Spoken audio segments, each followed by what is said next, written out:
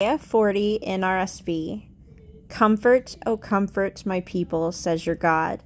Speak tenderly to Jerusalem and cry to her that she has served her term, that her penalty is paid, that she has received from the Lord's hand double for all her sins. A voice cries out, "In the wilderness prepare the way of the Lord, make straight in the desert a highway for our God.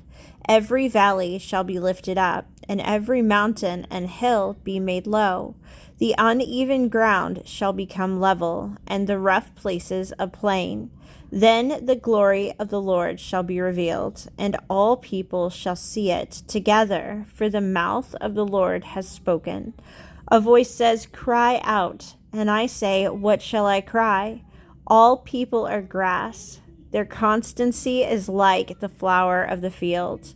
The grass withers, the flower fades, when the breath of the Lord blows upon it. Surely the people are grass, the people withers, the flower fades.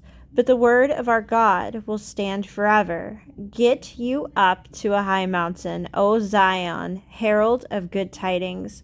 Lift up your voice with strength, O Jerusalem, herald of good tidings. Lift it up, do not fear. Say to the cities of Judah, "Here is your God." See, the Lord God comes with might, and his arm rules for him. His reward is with him, and his recompense before him. He will feed his flock like a shepherd. He will gather the lambs in his arms and carry them in his bosom, and gently lead the mother sheep.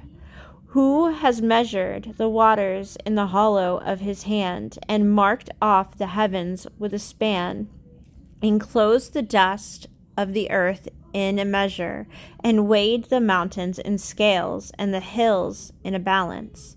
Who has directed the Spirit of the Lord, or as his counselor has instructed him? Whom did he consult for his enlightenment, and who taught him the path of justice? Who taught him knowledge, and showed him the way of understanding? Even the nations are like a drop from a bucket, and are counted as dust on the scales. See, he takes up the isles like fine dust. Lebanon would not provide fuel enough, nor are its animals enough for a burnt offering.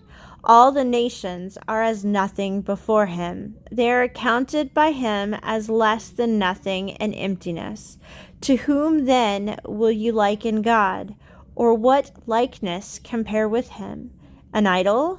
A workman cast it, and a goldsmith overlays it with gold, and cast for it silver chains. As a gift one chooses mulberry wood that will not rot, then seeks out a skilled artisan to set up an image that will not topple. Have you not known? Have you not heard? Has it not been told you from the beginning? Have you not understood from the foundations of the earth? It is he who sits above the circle of the earth, and its inhabitants are like grasshoppers, who stretches out the heavens like a curtain and spreads them like a tent to live in, who brings princes to naught and makes the rulers of the earth as nothing. Scarcely are they planted, scarcely sown, scarcely has their stern taken root in the earth, when he blows upon them, and they wither, and the tempest carries them off like stubble. To whom then will you compare me? Or who is my equal? Says the Holy One. Lift up your eyes on high and see, who created these? He who brings out their host and numbers them, calling them all by name, because he is great in strength, mighty in power. Not one is missing. Why do you say, O Jacob, and speak, O Israel, my way is hidden from the Lord, and my right is disregarded by my God? Have you not known? Have you not heard? The Lord is the everlasting God, the center of the ends of the earth. He does not faint or grow weary. His understanding is unsearchable. He gives power to the faint and strengthens the powerless. Even youths will faint and be weary, and the young will fall exhausted. But those who wait for the Lord shall renew their strength. They shall mount up with wings like eagles. They shall run and not be weary. They shall walk and not be faint.